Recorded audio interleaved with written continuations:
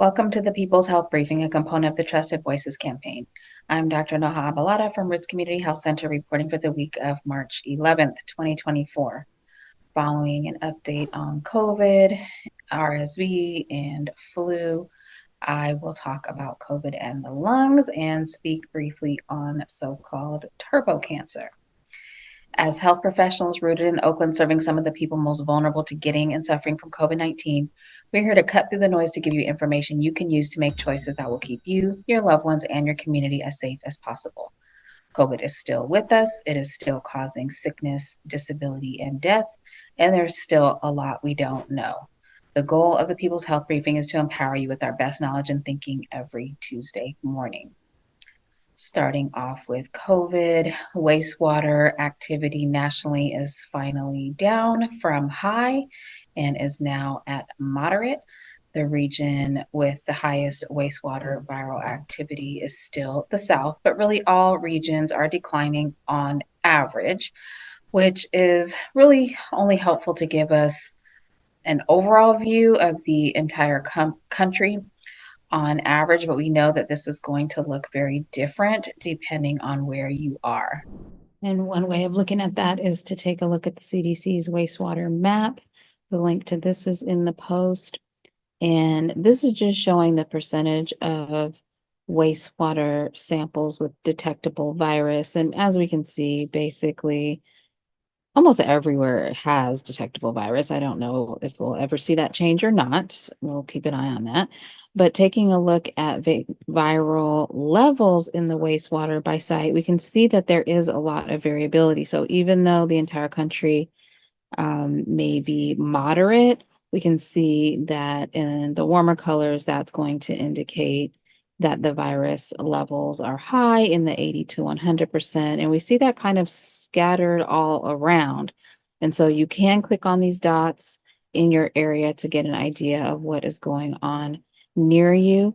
Also, if we want to see the change over the last 2 weeks, we can see, again, quite a lot of variability. So some are coming down, but some are going up. And so if this is something you want to take a closer look at, then you can use this map, or you can use one of the other links that I have in the post.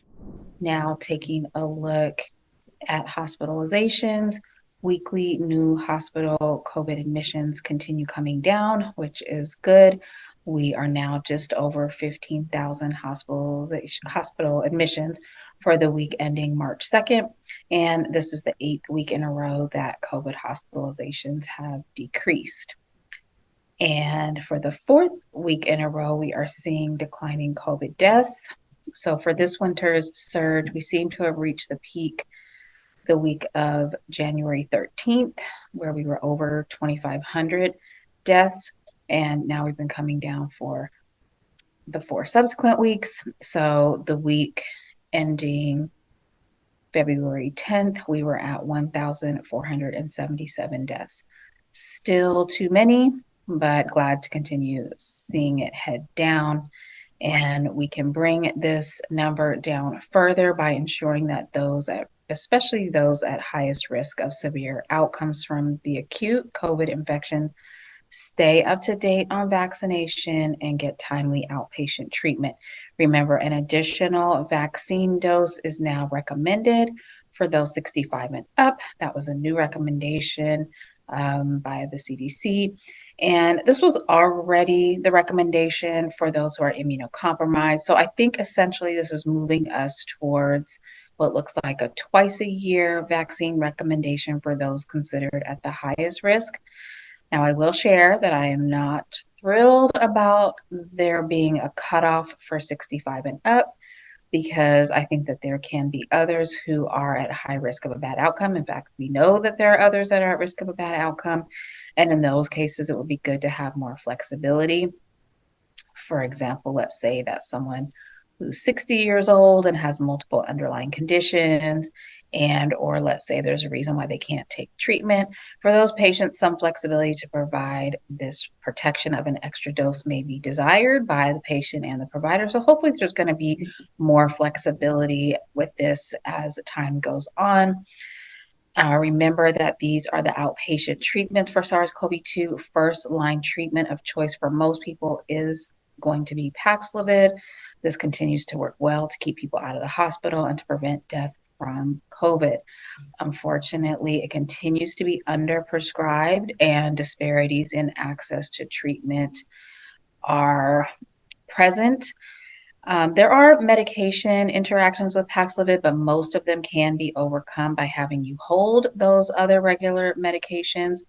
So at the end of the day, there are not that many people who can't take the first line treatment of Paxlovid, but there are some people, for example, let's say maybe they're on a medication that's a life-saving medication that they really can't stop and it interacts with Paxlovid. So if we want to get that person treatment, we're really looking at having to coordinate remdesivir, the second line treatment, which I'm sad to say is still difficult to do. And if we have to drop down to molnupiravir, which is the third line, we know that the effectiveness there is not great. It's going to be better than nothing for that patient, but still not great.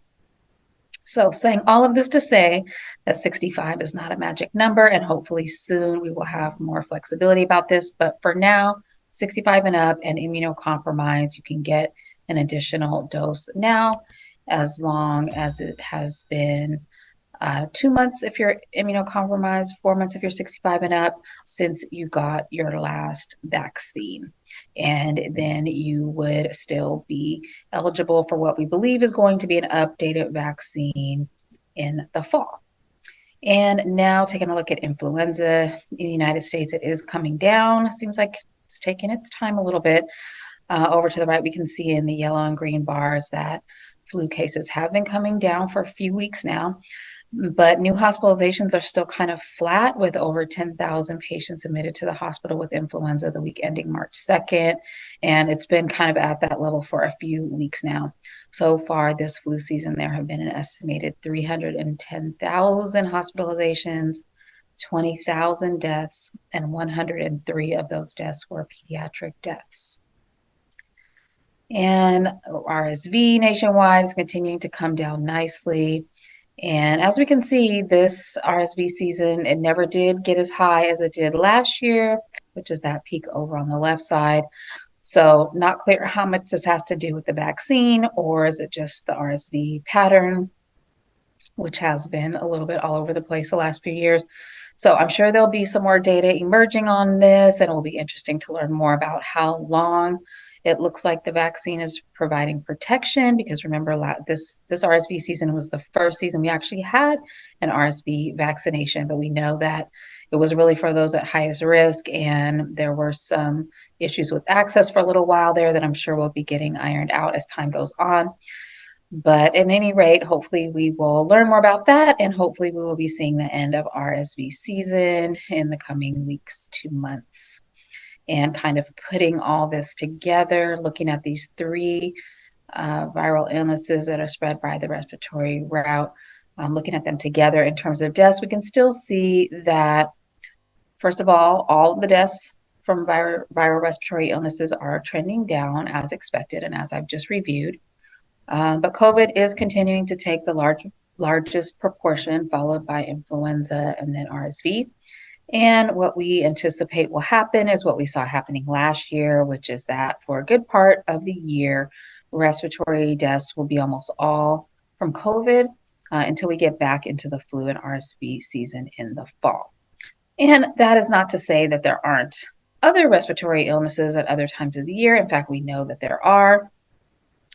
There was even a year earlier in the earlier part of the pandemic where we ended up with RSV season kind of happening in the summer, which was odd. We don't necessarily expect that again, but we can expect other things like human metapneumovirus and other colds and other things like that throughout the year. Human metapneumovirus can be detected throughout the year, but in the United States, infections usually peak from late winter to early spring. So we're kind of getting into that time period. And actually, if I look where I am, here in Oakland, California, we can see that human metapneumovirus actually has been increasing, and looks like it's up there higher now than it was for all of last season. So just something we'll be keeping an eye on. This is not something we test for typically. There's no specific treatment for it. So it's just something to know about. Last year we talked about it a little bit because there seemed to be a rise in especially the little ones last year, not only getting human metapneumovirus, but there was a rise in ICU hospitalizations for little people. It's also potentially a risk for elders, so kind of the extremes of age. But I did review it around April of last year, and the link to that prior briefing is in the post if you are interested in hearing more about human metapneumovirus. And taking a look at variant proportions, this has not been updated since I presented last. JN.1 is still very much dominant here in the United States. I find myself kind of rooting for JN.1 now. So maybe we don't have so much excitement in the new variant category. And as I mentioned before, hopefully coming out with a new formulation for the vaccine in the fall that maybe is better tuned towards circulating variants. That seems like it would be a good thing. So we will just wait and see. So now I wanted to talk a little bit about this article that was published just this month in eClinical Medicine called Long-Term Risk of Respiratory Disease in Patients Infected with SARS-CoV-2, a longitudinal population-based cohort study. So before I explain what this is, let me just first say that this analysis was done using the UK Biobank database. And if you've been listening to me for a while, you know that I'm a big fan of the UK Biobank. I actually might be a little bit jealous of the UK Biobank. So what is a biobank? Well, generally speaking, a biobank is like a big repository that stores all kinds of data, biological samples, imaging to use in research. And it's not that we don't have any biobanks in the US, we do, but the UK Biobank is kind of a national biobank for the UK. It's very large scale biomedical database. It has health information, it connects to medical records, it has biological samples like blood and urine, it has diagnostic imaging studies like MRIs, it has questionnaires and more for over 500,000 participants, and it's all sort of de-identified data that can be used in all sorts of analyses and research. So it's pretty fascinating stuff. And when it comes to COVID, it has been particularly helpful because they've been collecting data for some time now, for over a decade. So they're able to do some analyses that can compare things before COVID and after COVID. And this has proven to be quite useful for a number of different types of applications, some of which I've gone over here in the past. But this is a powerful tool that they're using to do all kinds of research, and it helps to give them a better understanding of things going on in their country, like how to prevent and diagnose and treat different conditions, and really to be able to be innovating and coming up with new, medical interventions. And one of the kinds of studies that can be done with such a data repository or biobank is what we call a longitudinal study. And specifically, this paper that I'm going to talk about, as I mentioned, is a longitudinal population-based cohort study. So longitudinal meaning over time, and longitudinal population-based cohort just refers to the fact that we're following a group of people, the cohort, over a long period of time. So this is very different than just, for example, looking at 2016 and seeing how everyone's doing in 2016, and then looking at 23 and seeing how everyone's doing in 2023. This is actually following the same group of people over time. So what they did was they actually built 3 different cohorts, age 37 to 73 years old. And first was the COVID group that had COVID by PCR between January 2020 and October 2022. And we'll just call this the COVID cohort. And then 2 control groups. One of the control groups kind of mirrored the time frame of the COVID cohort. So the cutoff date was also October 2022. And then they wanted to compare the COVID cohort also to a group of people that were unaffected by the pandemic. So how would you do that? Who was unaffected by the pandemic? So really the only way you can really do that is to go before 2020. And again, this is one of my favorite things about using the biobank to look at COVID things. So the second control group, what they call the historical control group, had a cutoff date of October 2019, pre-COVID. And these are very large cohorts. The COVID cohort had over 112,000 people in it, and the control groups each had over 350,000 people in them. So these are very large and robust groups. And what they were able to do here was to have the same follow-up period for all three groups, which was 2.7 years. So that's about 2 years, 8.5 months.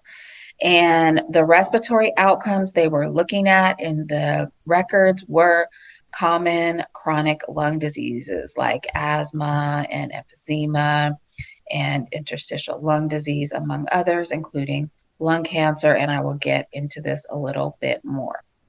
And what they found is that those in the COVID cohort, those that have been infected with SARS-CoV-2, did show elevated risk for developing respiratory diseases, including asthma and emphysema and interstitial lung disease and even lung cancer. I'm going to talk a little bit more about this. They also found that the more severe the acute infection was, that the greater the risk of these respiratory conditions was. The other concerning thing is that there was an increase over time during the 2-year follow-up period for asthma and a couple of other lung diseases that I'll talk about more in a moment, but they found that those who had repeat infections were at an even higher risk. So one challenge with this analysis is certainly that there was not racial or ethnic diversity in the sample. Nearly 95% of participants are white. So this might make it difficult to generalize to diverse populations. Clearly, this indicates that we would need more study to understand the impact on different populations.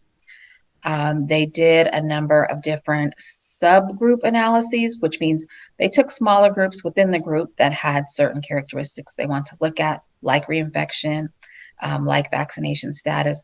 So if you're interested in all these kind of details, the link is in the post. But in particular, the risk of asthma and emphysema were higher among people who experienced reinfections. It was also significant that asthma and COPD were evident even in people who had what would have been considered a mild case of COVID. So even though the risk got to be more with a more severe case, it was still noted in the folks with milder cases. And as far as why this is occurring, it's still not completely understood, but the mechanisms that they propose here sound very similar to those that we've discussed before that are thought to contribute to long COVID. So it could be because SARS-CoV-2 can persist in the respiratory tract and other tissues in the body, even after the initial infection. It could also have to do with immune dysfunction or endothelial, so the blood vessel dysfunction. So we still have a lot to learn about all of this.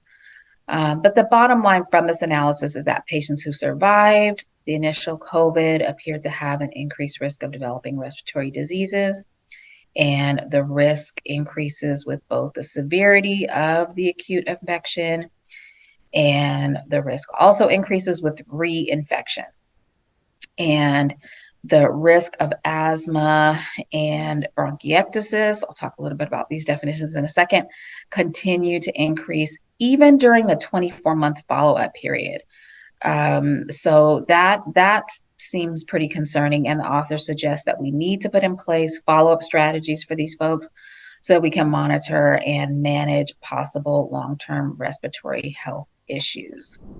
So before I circle back to this finding about lung cancer, I wanted to just briefly review some of the other lung conditions that I kind of threw out there. So first, quickly, bronchiectasis and interstitial lung disease. These both refer to conditions where there's some damage to the lungs, basically. And in bronchiectasis, the airways become abnormally wider or larger and make it harder to clear out infections, clear out mucus. And interstitial lung disease, there's scarring or fibrosis, and that causes like a stiffness of the lungs, which makes it harder to breathe and to get oxygen. So these are kind of oversimplified, but I wanted to spend a little more time on asthma and COPD because those are the common ones, and I find that a lot of times folks are confused about the two or the difference between the two. So just wanted to take a moment to go over that.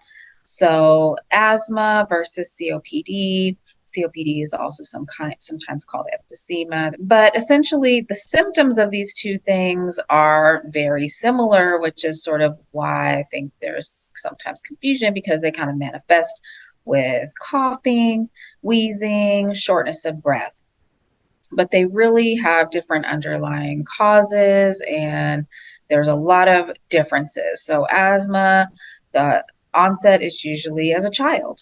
So, typically under age 20, whereas with COPD, we usually don't see it until over 40. And more as folks get older. And the causes are very different as well. With asthma, it's genetic. You often see it running in families. Also, there can be environmental triggers. So we see it more in places that have a lot of pollution, for example. And with COPD, it really is mostly smoking, also exposure to certain types of toxins and pollutants, and lung damage. And triggers, really for asthma, it could be different things for different people, but typically allergens. It could be cold and dry air. Some folks get exacerbated with some exertion. And in COPD, it tends to be that folks are kind of having this trouble all the time, but certainly they can get pushed into a worse situation by an infection. And infection can also exacerbate folks with asthma as well. When we look at the x-ray, for asthma, it's normal. And in COPD or emphysema, we can see what we call hyperinflation. So the lungs are kind of overly inflated. And this is something important between asthma and COPD, is that asthma, for the most part, is what we call reversible. So it means that in between having symptoms, or what folks sometimes call asthma attacks, between that, your lung function is actually normal. Whereas with COPD, it remains abnormal. And over time, asthma kind of doesn't progressively get worse typically. In fact, some people just kind of spontaneously get better with age. It just varies from person to person. It may be that they're always bad during certain seasons, for example, but asthma does not progress over time. Whereas with COPD, it does tend to worsen and progress over time, where folks can struggle more and more, maybe become dependent on oxygen and so on. And it is possible to have overlap. It is possible for someone to have both. So that is the overview of asthma versus emphysema, and definitely this is something important to kind of get straightened out if you're having chronic cough, wheezing, shortness of breath, and things of that nature. So now circling back to this last finding on the article that I reviewed, which is about this piece around lung cancer. So even though they saw it initially, it was increased in the COVID cohort, the association between lung cancer and COVID disappeared at the 6 to 12 month follow-up. So that's the opposite of what they saw with asthma and emphysema, which continued to increase all along. And at the 12 to 24 month follow-up also, there was no association with the lung cancer in the COVID group. So this makes it appear as though the association is not actually from the COVID. And as I mentioned, the emphysema and asthma continue to increase throughout the entire 24-month period, which is, of course, concerning. So what this likely indicates is that the only reason that we're seeing this increase in the 0 to 6 month follow-up is because of all the testing that was done on these individuals. And since the effect disappeared after 6 months, the authors believe that the increased risk of lung cancer in the COVID cohort was probably due to the diagnostic tests that they did and what we call incidental diagnosis. And an incidental diagnosis just means that when you start looking around, you'll find stuff. So even if it wasn't something that you were looking for, that's why we call it incidental. So if you scanned, 1,000 people randomly, you're bound to find things, even if there's no symptoms or any reason that we know about for them. And so even with the folks who had COVID, we're not seeing an actual reason to believe that there's cause and effect here. Of course, we need more study because 24 months is not that long, but there was no effect after 6 months. And so lung cancer in particular often doesn't really have any signs or symptoms to it initially. It can go undetected for many, many years. So we would definitely need a lot more research to determine if there's really something going on here. But once again, it's not uncommon when we're looking for other things that we have these incidental findings, and knowing that it can take years for lung cancer to develop, the likelihood that it occurred because of the COVID infection is extremely low. Now, could COVID have exacerbated or accelerated things? These are things that are still going to require a lot more time and a lot more research, and research that's really focused on this question, right? Not this sort of probably type of cohort-based analysis. So this brings me to the last thing I wanted to mention, which has to do with the most recent anti-vaccination myth, which is called turbo cancer. I'm not going to spend a lot of time on this because it doesn't exist. But some of the most famous anti-vaccine scientists out there have come up with this new latest myth. They're attempting, or they're coining a new term called turbo cancer. It's all over social media. They've put out different papers and statements and things of that nature. And they're trying to say that people who receive the COVID vaccine are suffering from this made up phenomenon. And so for the same reasons why I mentioned, cancer takes quite a long time to develop and to manifest.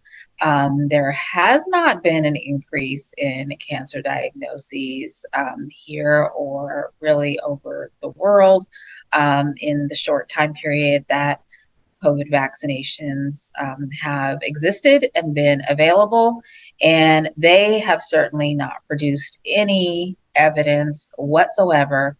And the things that they're kind of hanging their hat on have to do with mouse studies, where 1 out of a dozen mice that had high doses of the mRNA vaccine happened to have a lymphoma.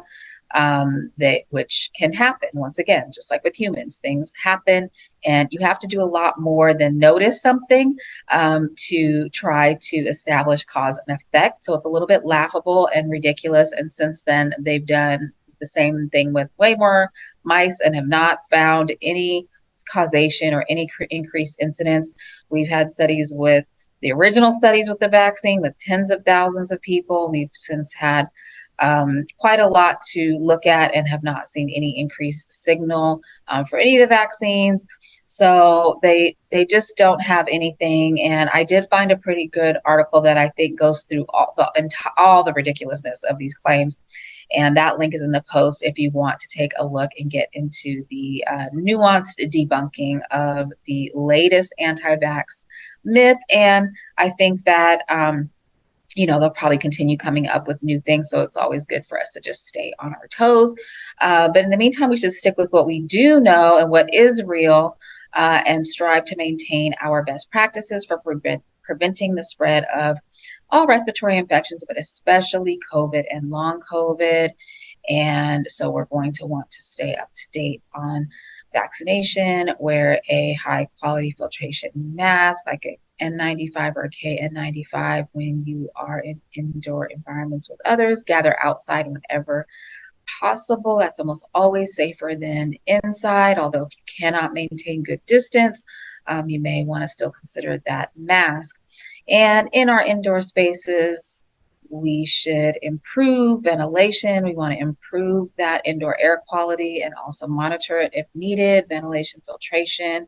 And let's not forget to strategically use testing, especially if you're someone who needs to be treated, but also to prevent yourself from spreading it to others. So isolating when you are infectious, when you're testing positive, because enough to detect is enough to infect.